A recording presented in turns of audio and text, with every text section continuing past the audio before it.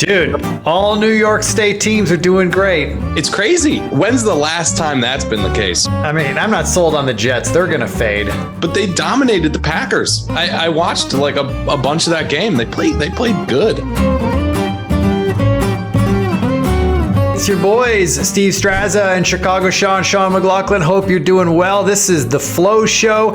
We've been on a bit of a hiatus, a little bit. Strazza was fighting fleas or something in your house last week. What's going on over there, man?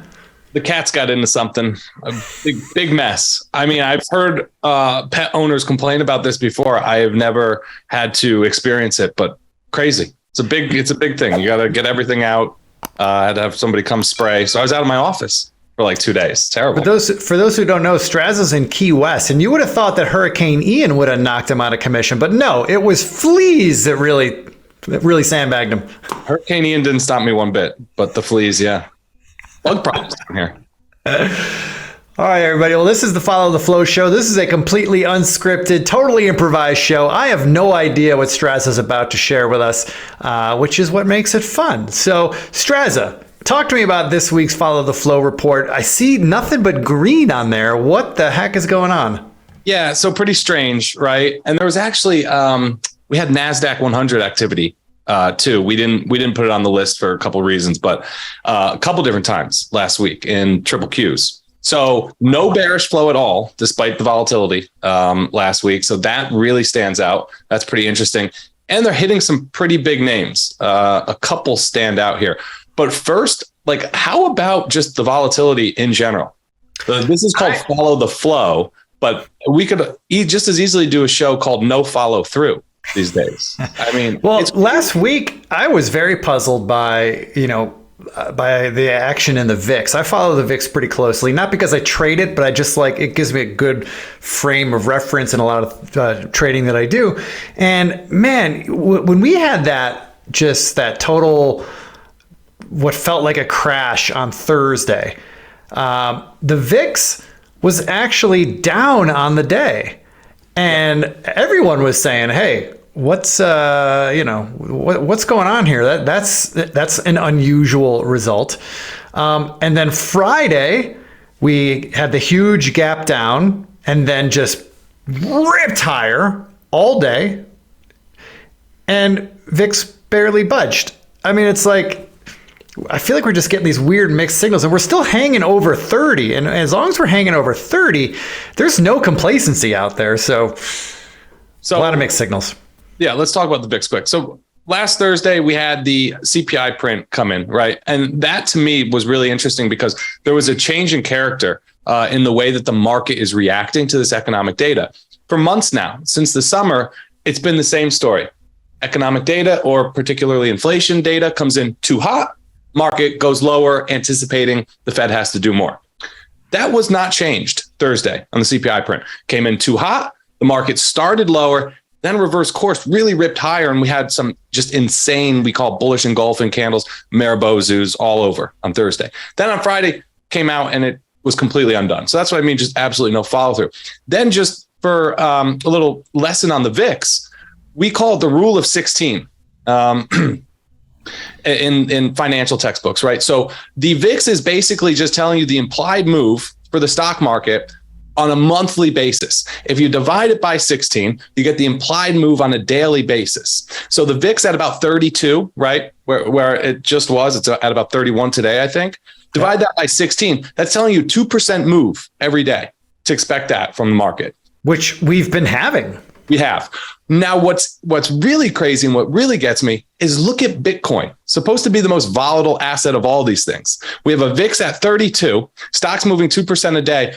Bitcoin looks like it just got acquired. The thing's not even moving. It's dead money. So just a lot of weird, a lot of strange stuff going on. Bonds are moving much more volatile way than Bitcoin and cryptos. So. Yeah, we just put a bearish trade on in TLT today. Earlier this morning, sold a call spread there in TLT. Yeah, not betting on a reversal on that thing anytime soon. Of course, it could happen tomorrow. It could happen today, but not betting on it. Listen, there's a million reasons we could talk about why bonds should go up right now, But the point is that they're not. I was writing about it this morning. There's no evidence of any reversal taking place there. In fact, you have more basing and bottoming action happening in all the other asset classes and bonds, less than stocks or crypto or anything else. So, yeah. Well, so let's look at all this green here on the unusual options activities. Anything there that stands out to you as notable? A lot of energy stuff. So let's talk about energy. Last week you laughed at me because I said, I could give you a handful of breakouts that are materializing, but they're all going to fail. So, I didn't laugh. I thought that was very astute of you to say, and I agreed with you. Right. So it's one of the, what is the definition of insanity? It's doing the same thing over and over again and expecting a different result. We've been trying to buy breakouts, for the better part of this year. It hasn't been working. So forget that. What we will know we can start to trust breakouts again when breakouts start to stick. So let a couple start to hold first, get some sustained upside resolutions. Then we can start betting on the rest to follow. Right. And that's how I feel about energy right now. Oxy was on our list. I think it's really interesting where they're buying the stock right just below 60, just below where Buffett was. So we had action all the way out to January, which is also interesting, in the 5750s last week. In the money. So someone was buying in the money calls last week. Interesting. Right. So this chart I just wanted to show, I brought it along. I think it's a really excellent visual representation of why we like Oxy so much. So Warren Buffett is literally support in Oxy. The yellow circles here are highlighting every time we've had a Form 4 filed by Berkshire. They wait for the stock to fall below 60, and then they're in there buying every time. It's only fallen below 60 like twice since this is, I think, July or early August. And he's been in there buying shares both times. I have a question about the Form 4. When that gets filed, does it show the date that the purchases actually happened? Totally. Itemizes them all out, right? Because they're not. So a Form 4 will be filed, but not for every purchase. Form 4 will be filed and show you everything that they bought in the preceding 2 or 3 trading days, typically. So they'll list them out like in tranches. Oh, so it's fairly recent data when it comes out. It's not like from like last month or last quarter. Form 4s, unlike a lot of the other insider filings, are so timely. 2 days. Usually. Yep. I just learned something new. That's great to know. I thought this was like, we're not hearing this data until a month later. Oh, day later. Okay, great. Well, yeah, I mean, look, we've been watching Oxy a lot. I mean, we've been trading this thing all year, and we certainly have been repeatedly noticing the strong support. And whether it's Buffett or not, that level there, that 55 to 60 range has been support, for the better part of the year. So at least since the late spring. So you could look at this chart and say, well, that's opportunity cost too. It's been going sideways all year. Fine, but most things have been going down. So this is what relative strength looks like in a bear market. Anyway, this has got to be one of the stronger names in terms of relative strength. Yeah. Right. Here's the problem.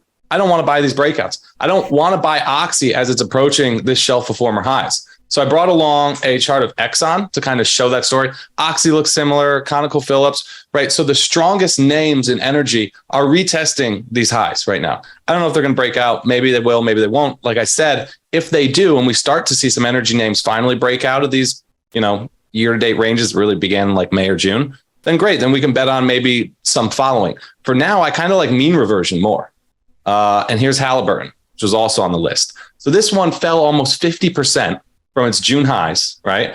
Energy services stocks have been strong. They've been playing catch up a little bit. I think that probably needs to continue if energy is going to, make a fresh leg higher. So Halliburton's going to get back up here. It's going to be back in this range. Maybe this takes a little bit longer. That's why I have this, right shoulder drawn here. But I'd rather trade a mean reversion setup in energy right now than buy a breakout. What do you think about that? I like your premise. I'm very surprised that Halliburton had such a steep sell-off this year. I mean, for the energy sector, that's pretty dramatic. It'll be a bull market for energy. This thing's almost 50% off its highs just at the September lows. Yeah. Well, let's take a look here. Halliburton's got earnings coming up here. Bummer, doesn't it? See, it's that time of year again. It's going to be the case for everything. Let me get the date on that. It's coming up real quick. A week from today, October 25th is when it has earnings. Forget it. So it might be a tough one to position aggressively ahead of right now. Yeah, no, you wouldn't want to do that. Yeah. Sorry, did you guys lose my screen? Is that better? I can see it. Okay. I mean, the volatility is high, but that's no surprise, right? I mean, we have earnings coming up. Yeah, that would give me pause, Straz. I'd want to wait till next week before making a decision on this one. And of course, the earnings might, that might be the catalyst, and then we miss the trade. Sure. So, look, I think you can be patient with this one. I have the zoomed out chart here. This one's going back about 12 years. You have a very clear shelf of interest, former price troughs. And Halliburton right around call, like 26.50, 27. When you zoom way out, we just hooked beneath there and are now, cutting higher. So maybe that was a little, failed move that's sparking the next leg. Either way, maybe this is one that gets even more interesting potential weakness during earnings next week. Buy it back in the 20s. I like that even more. Yeah, actually, now not to mention that, if we get a little negative reaction on earnings, if it trades back into, let's say, the high 20s, 25, 26 area, maybe that's a good value play, so to speak, that we can position long. And maybe because of that, maybe the volatility will come out of those options pretty dramatically following earnings. So we can keep it simple and just buy some straight calls and position ourselves, 6-8 months out and really play for a big move. Right. Yeah, it should. Other than that, on the list, I mean, we had Boeing. We had some mega caps. Boeing, Taiwan Semi. We had the delivery and taxi services, Lyft and DoorDash. Tapestry, which is Coach and Kate Spade. AstraZeneca, big healthcare. Healthcare still sideways. Yeah, I mean, we got some short premium in the healthcare ETF right now, XLV. I love that. That is just the most trendless chart, at least on a sector level, that I could find. Yeah, we're short the 115 puts and the 130 calls in XLV in November options. So hoping for a little bit more sideways action there. But again, with the healthcare space, yeah, I mean, a lot of these stocks are down like most things are, but not dramatically so, right? Yeah, AstraZeneca is probably a more extreme example. I think they got hit a little bit worse than... I mean, look at Merck. I just pulled up Merck's chart. I mean, that's poking up towards highs right now. Wow. Look at that. Yeah. Look at that. What's Pfizer doing? Pfizer is, what's... Not even close. Oh, yeah. No, Pfizer's ugly, but Merck, wow. And what's interesting, I know that you're familiar with this. If you zoom out on that chart, it is a beautiful looking base in Merck. So that's interesting. That base in Merck. So you got the 2000 highs at 87. And this little consolidation here, this mess that's taken place since earlier in the year, May, is taking place literally right at those former highs. Wow. This is something we want to maybe keep an eye on. Of course, Merck also has earnings coming up. Let's get the date on that. It's going to be the case with everything. So everybody... 27th, so in 10 days. Yep. 10 days. Bank of America, big beat this morning. Go banks. Banks have been very sneaky strong. We do have one on the list this week. I don't like it. U.S. Bank Corp. They probably report. Actually, they might have just reported Friday. They just reported, yep. Yeah. Yep, so that earnings out of the way. JP Morgan reported, right? Yeah, and so they've had a very strong positive reaction. Bank of America, the same. We're still waiting on Goldman. Yep. So then the investment banks, Goldman, and how about Morgan? I don't know if Morgan reported, but their charts don't look as strong. As Morgan reported, it's done. It's down. Negative reaction. No, sorry, it reported on Friday, so it's that's out of the way. Okay. Yeah. So they're not getting, at least Morgan, not getting the type of move that you're seeing from JP Morgan and Bank of America. JP Morgan, you have a shelf of lows there. Same with Bank of America. That, they just undercut, nice little failed move, and are now rocketing higher.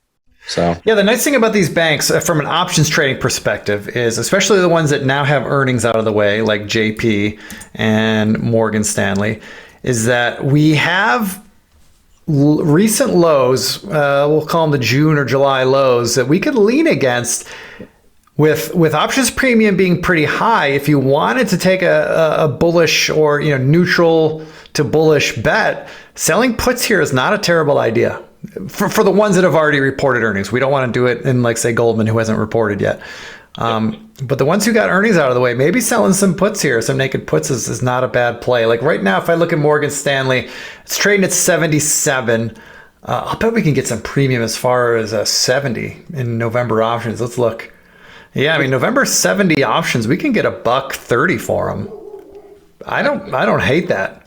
No, I kind of really like that. I think the banks are a place that you want to be looking for long exposure right now. I know we've been talking a lot lately about regional banks on a relative basis. They're at their highest level since March of 2021. Well, I mean, it's not terribly surprising, right? I mean, rising interest rates is good for banks, right? I mean, that's their main business is lending money.